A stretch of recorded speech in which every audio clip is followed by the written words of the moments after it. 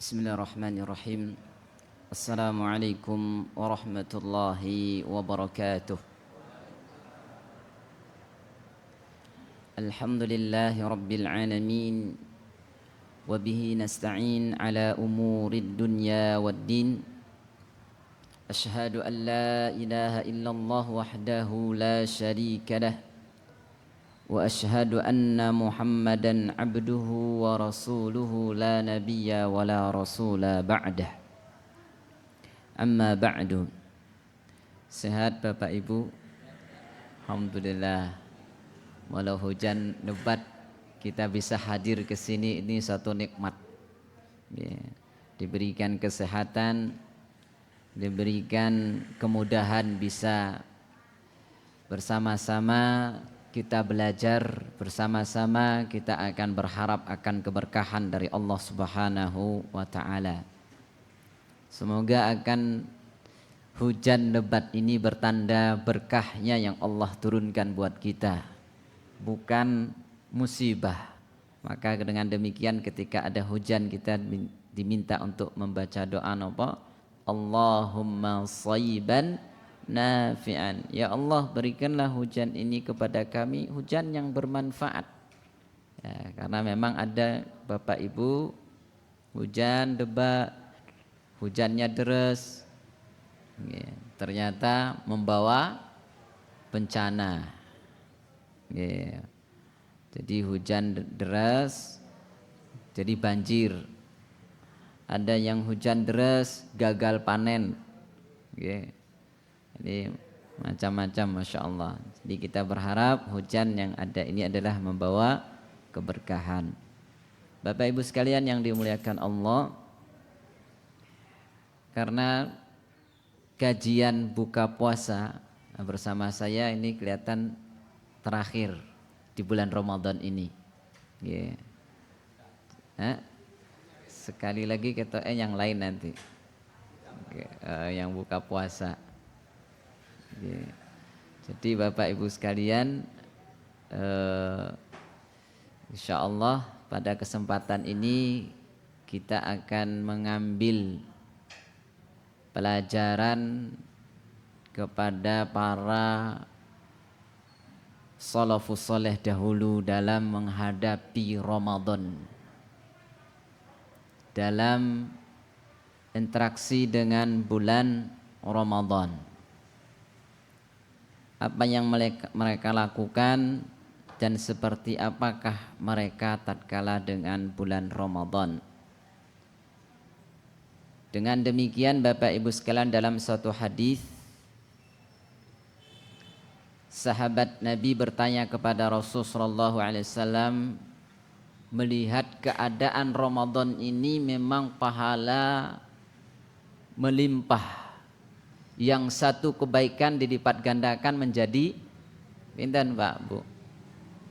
Di bulan Ramadan menjadi 10. Bahkan kata Nabi SAW menjadi 700 kali lipat. Ini Masya Allah. Jadi setiap amalan di bulan Ramadan ini dilipat gandakan. Kullu amali bani Adam, kata Nabi SAW, yudha'af. Setiap amalan anak cucu Adam di bulan Ramadan ini dilipat gandakan menjadi 10 kali lipat, bahkan 700 kali lipat. Maka dalam hadis ini Allah mengatakan dengan kalimat apa? Puasa itu untukku, wa ana ajzi bih. Puasa itu untukku, kata Allah, dan aku yang akan membalasnya. Ini artinya orang yang puasa itu jelas pahalanya besar. Jadi sehingga Bapak Ibu jamaah sekalian, sahabat bertanya kepada Nabi SAW karena tahu di Ramadan ini pahala besar. Pertanyaan yang ditanyakan oleh sahabat adalah ayu shaimina a'dhamul ajran. Ini para sahabat bertanya. Ini ada salah satu sahabat Bapak Ibu, mohon maaf, ada salah satu sahabat bertanya di dalam hadis Imam Ahmad, itu dikatakan, ya Rasulullah, Orang puasa itu kan banyak pahalanya. Lantas orang puasa yang seperti apa? Pahalanya yang besar. Pahala yang agung. Orang puasa yang bagaimana tuh? Nah, karena semua orang puasanya pasti ya sudah ada jaminan, tapi apakah ada pahalanya orang puasa itu lebih besar lagi? Nah, jawab Nabi sallallahu alaihi wasallam, aktsaruhu lillahi dzikran. Orang puasa yang banyak mengingat Allah. Masya Allah. Jadi Bapak Ibu, tingkatan tertinggi orang puasa itu adalah orang yang banyak mengingat Allah. Mengingat bagaimana? Ya, mengingat bagaimana kira-kira Bapak Ibu? Ya dengan selalu berzikir. Di antaranya Bapak Ibu setelah sholat 5 waktu, zikir-zikir yang telah dituntunkan Nabi kita Muhammad SAW tidak dilupakan. Tidak terburu-buru pergi ke pasar. Tidak tergesa-gesa urusan dapur. Ini bagi ibu-ibu. Bagi bapak-bapak juga demikian. Tidak tergesa-gesa untuk segera meninggalkan masjid. Kenapa? Karena kita diminta untuk dzikir. Ini yang pertama. Yang kedua tentunya dzikir setiap kali rutinitas yang kita lakukan. Dzikir apa saja itu? Dzikir semuanya. Semua ada dzikir. Buka baju ya dzikir, masuk kamar mandi ya dzikir, keluar kamar mandi dzikir, ketika kita pakai baju pun berzikir. Merapikan pakaian kita juga dzikir. Nyapu wajah juga dzikir, bersih-bersih nih kalau Bapak Ibu dzikir. Keluar rumah berzikir, masuk rumah dzikir. Naik kendaraan dzikir. Dalam perjalanan berzikir, Bapak Ibu berangkat ke masjid sini dzikir. Kan kita dianjurkan dzikirnya napa Pak Bu? Allahumma ij'alni nuran an yamini nuran an shimali nuran. Ya Allah, berikanlah cahaya pada diriku, cahaya pada langkahku, cahaya pada depanku, cahaya pada belakangku, cahaya pada kanan kiriku, atas bawahku, cahaya pada pandanganku, cahaya pada pikiranku, cahaya pada logikaku, gagasanku, aktivitasku. Allahumma ja'alni nurun ala nur. Ya Allah, jadikanlah semuanya itu bersinar. Jadikanlah segalanya itu suatu kebaikan. Insyaallah. Ini dzikir. Seorang yang puasa ketika ia selalu berzikir, inilah level puasa yang a'dhamu ajran. Pahalanya orang puasa yang paling tinggi. Dzikir semuanya. Waktu pagi petang kita dzikir. Ya, waktu pagi petang juga dzikir dengan membaca ayat kursi. Kemudian tripul qul huwallah, al-falaq, an-nas diulang 3 kali. Maka Bapak Ibu sekalian, kemarin sempat kita menyinggung tentang ayat kursi. Kenapa setan itu takut sama ayat kursi Bapak Ibu? Kenapa Bapak Ibu? Kenapa Bu? Kok setan itu takut sama ayat kursi, tapi manusia tidak takut sama ayat kursi? Manusia kira-kira takut mboten Mbak sama ayat kursi? Tidak takut. Malah kadang-kalanya ayat kursi itu nggo pajangan nang omah. Ayat kursi hanya untuk pajangan di rumah. Setan paling takut karena yang ngajarin untuk membaca ayat kursi ini wasilah diantaranya adalah dalam riwayat disebutkan kisahnya Abu Hurairah ketika diamanahin Nabi SAW menjaga zakat fitrah, setan nyuri. Dan disebutin Nabi, nanti malam datang lagi tuh, nanti datang lagi, sampai ketika kali Nabi mengatakan tatkala Abu Hurairah ditanya, ya Abu Hurairah, tadi malam tawananmu kamu apain? Kata Abu Hurairah, saya lepas ya Rasul. Ini yang ketiganya, Nabi Hurairah mengatakan karena dia mengajarinku tentang ayat kursi. Maka kata Nabi Shallallahu Alaihi Wasallam, pada kali ini setan ini baru jujur, pada kali ini saja. Nah, ini berarti Bapak Ibu, setan itu tidak pernah jujur kecuali satu kali ini. Karena Nabi mengatakan setan pada kali ini saja jujur, tapi selainnya tidak ada kejujuran. Sehingga Bapak Ibu sekalian, kenapa takut? Karena di ayat kursi itu berbicara tentang Allah Subhanahu wa taala, keagungan Allah Subhanahu wa taala. Allahu la ilaha illa huwal hayyul qayyum. Allahu la ilah. Allah itu sesembahan. Ilah artinya tidak ada yang berhak untuk disembah.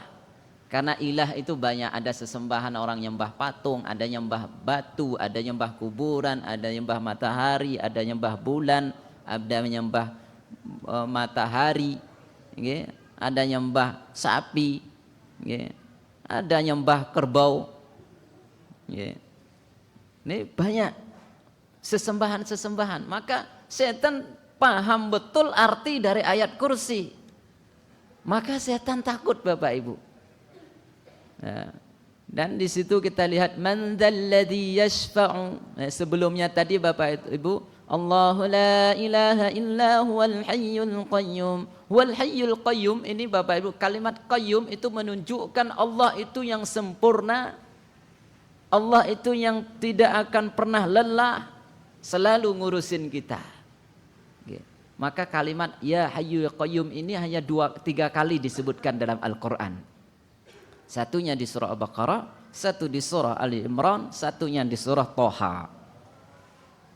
Nah, Bapak Ibu sekalian yang dimuliakan Allah, bahkan dikatakan ketika kita berzikir kepada Allah, ya hayyu ya qayyum bi rahmatika astaghits aslihni sya'ni kullah wa la takilni ila nafsi tarfata ain. Dan ini zikirnya Bapak Ibu ada di zikir pagi dan petang.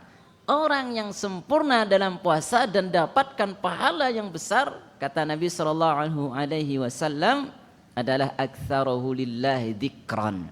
Mereka yang banyak zikir kepada Allah, termasuk zikir pagi petang, tidak pernah lupa. Tidak pernah lupa Bapak Ibu. Karena Ramadan ini tidak terasa sudah masuk mau pertengahan Bapak Ibu. Ya, sebentar lagi Ramadan itu cepat sekali pergi. Saya teringat tadi pagi Bapak Ibu, saya mengantar santri saya ke bandara.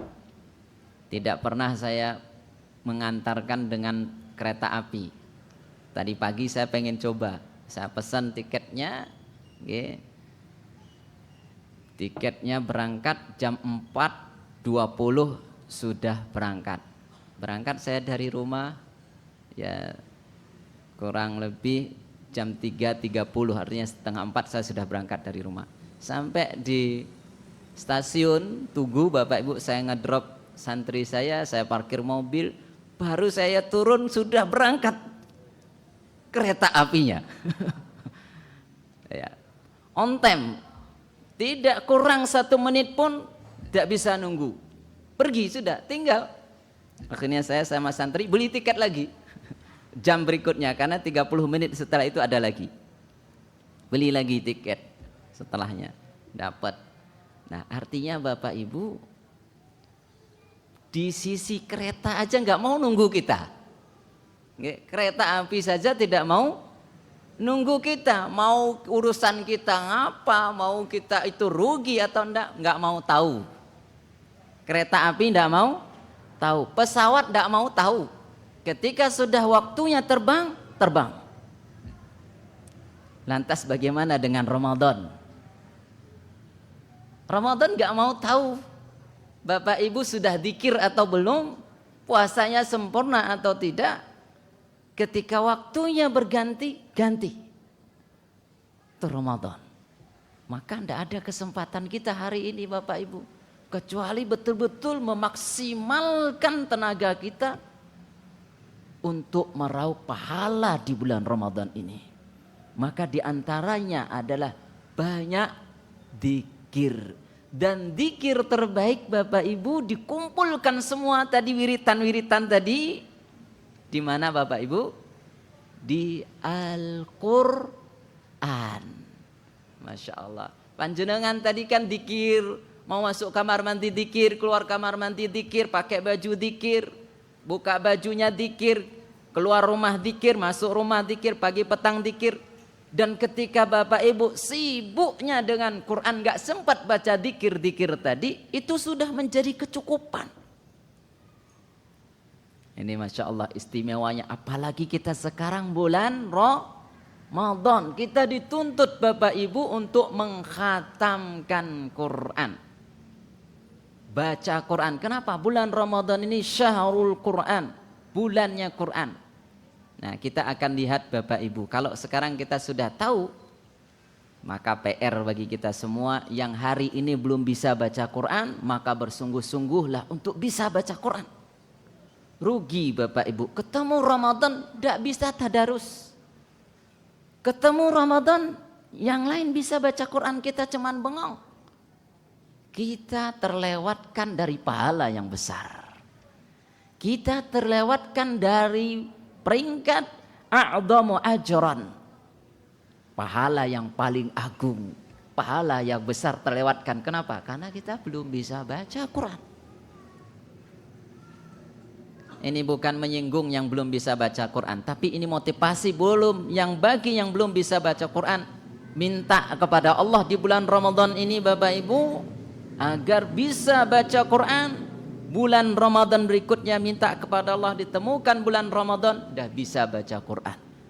Ustaz, tapi kan belum lancar baca Qurannya. Tidak dituntut lancar baca Quran, bisa dulu. Bisa dulu. Apalagi dituntut ya Ustaz belum punya sanad Quran, bagaimana khatam Quran? Tidak dituntut untuk punya sanad riwayat dalam baca Quran baru khatam Quran, tidak. Ustaz tidak paham artinya, tidak dituntut di situ kita utamanya. Bapak Ibu memang iya ketika kita paham artinya ini afdol. Tapi kita diperintah khatam Quran. Khatam Quran. Baru bisa terbata-bata. Iya. Baca, khatamkan walau terbata-bata. Bukankah Nabi kita Muhammad SAW mengatakan siapa yang baca Quran terbata-bata dapat 2 pahala. Tidak disebutkan di situ pertama kali yang sempurna dalam artian itu. Terus ketika dia baru baca Quran untuk khatam, punya ijazah Quran, artinya bersanad Qurannya. Atau paham maknanya. Tidak, Nabi katakan yang terbata-bata dapat 2 pahala. Ini motivasi buat kita. Maka jangan ragu Bapak Ibu untuk khatamkan Quran. Di bulan Ramadan ini minimal sekali khatam Quran. Maka Bapak Ibu sekalian, dalam hal Al-Quran mungkin kita sedikit menyinggung. Dalam Al-Quran ini minimal 2 hal yang perlu kita lakukan. Pertama Bapak Ibu, bagaimana kita akan khatam Al-Quran. Yang kedua, bagaimanakah akan kita bisa menangis ketika baca Quran dan dengar Quran. Sudahkah kita khatam Quran? Sudahkah kita itu menangis ketika membaca Quran? Dan sudahkah kita menangis tatkala kita dengar bacaan Al-Quran? Ini di bulan Ramadan. Maka Bapak Ibu jangan sampai kita mengatakan kita ini seorang muslim belum bisa baca Quran. Maka ini bukan, kembali saya ulangi, bukan menyinggung yang belum bisa baca Quran. Tidak, tapi mengingatkan untuk motivasi supaya kita semua bisa mendapatkan kesempatan mulia di sisi Allah Subhanahu wa taala dengan peringkat khatam Al-Quran. Walau Bapak Ibu terbata-bata, khatamkan saja, khatamkan.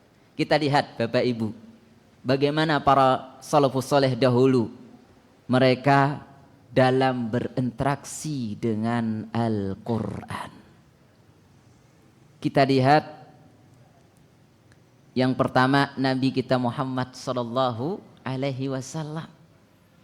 Nabi Muhammad sallallahu alaihi wasallam Bapak Ibu setiap Ramadan khatam Quran, dan tidak disebutkan di situ Nabi mentadaburi Al-Quran. Tapi Nabi fokuskan di situ nawa murajaah Quran, mengulang Qurannya, setorkan bacaannya kepada malaikat Jibril untuk khatam Quran, mengulang Quran. Artinya apa? Khatamkan Quran.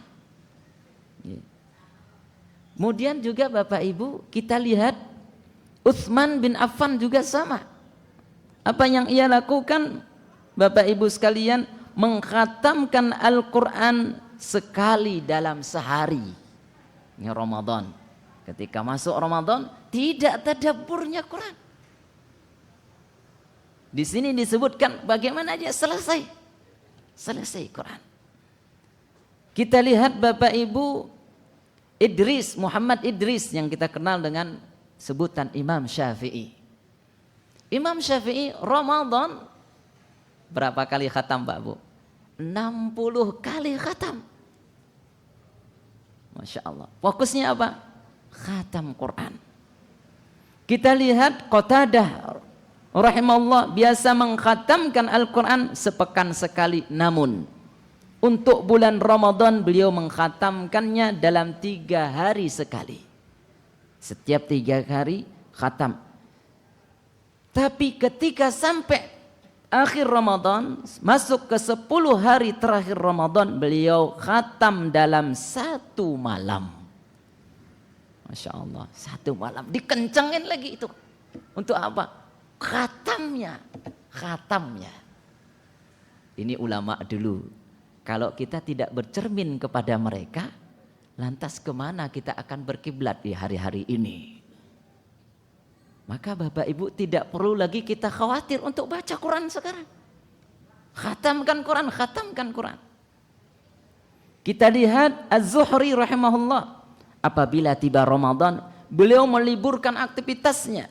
Biasanya sibuk dengan baca hadis, kajian-kajian. Ada taklim. Ketika bulan Ramadan, beliau habiskan waktu untuk membaca Al-Quran, khatam Quran. Ini ulama-ulama dahulu.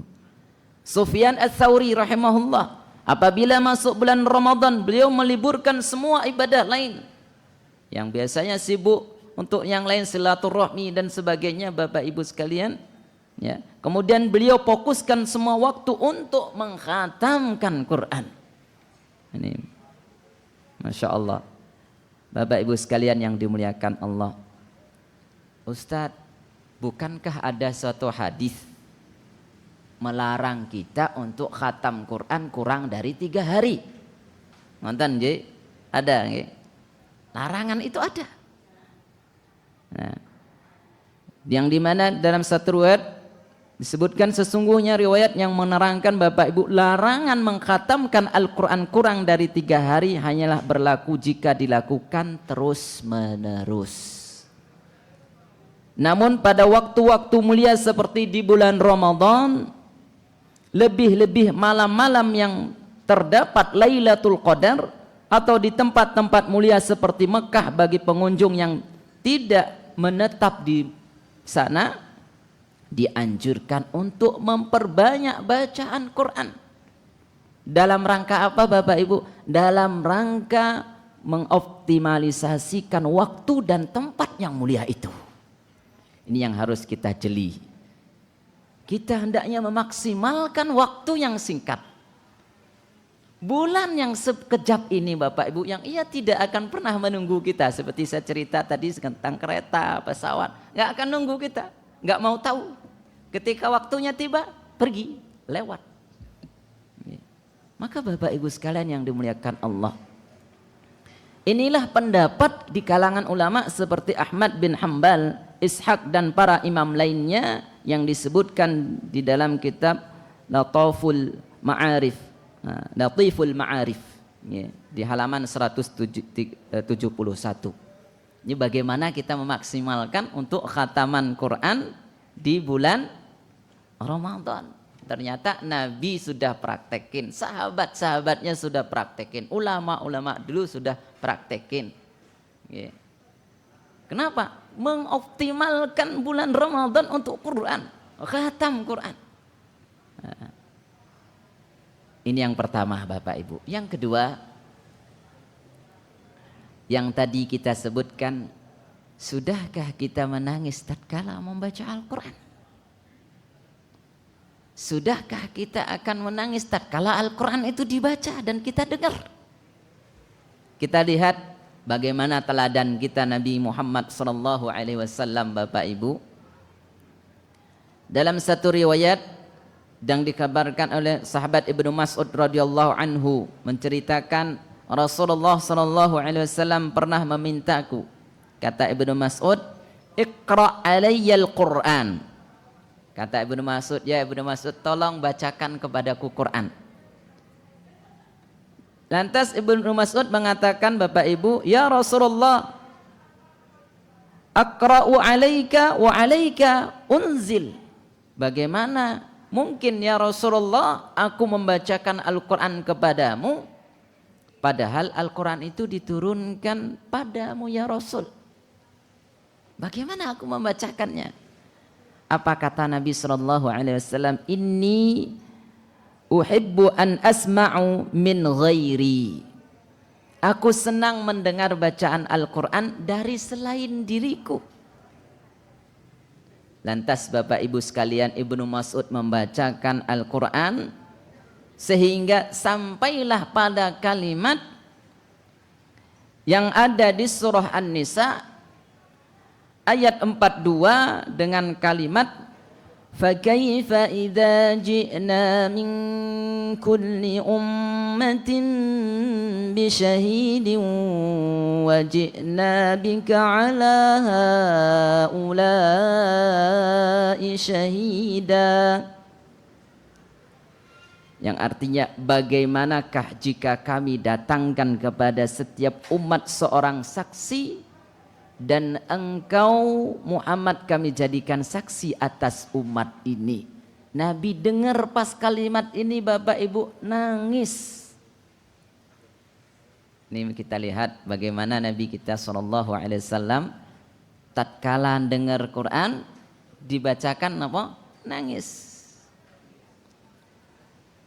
Kemudian Bapak Ibu sekalian yang dimuliakan Allah, sehingga di sini disebutkan setelah itu beliau bersabda, cukup karena nangis, cukup.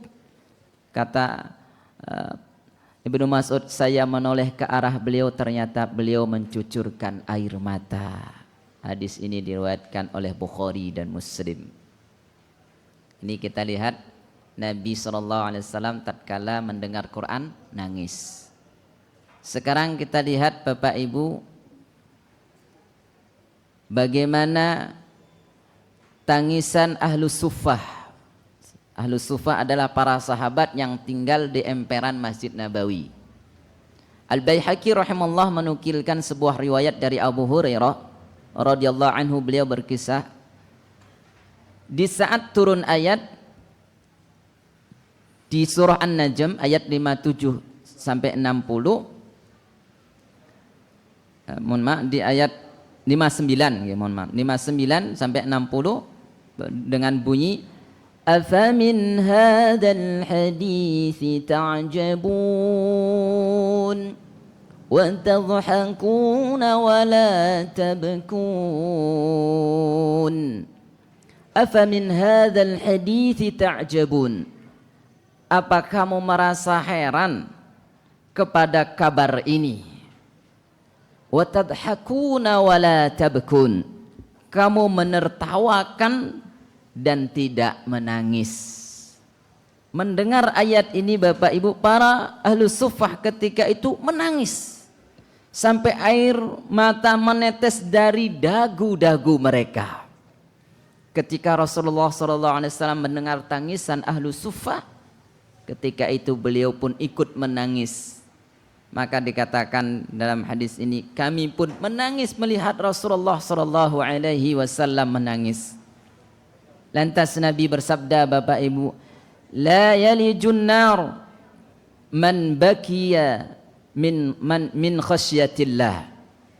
Orang yang menangis karena takut kepada Allah tidak akan disentuh oleh api neraka.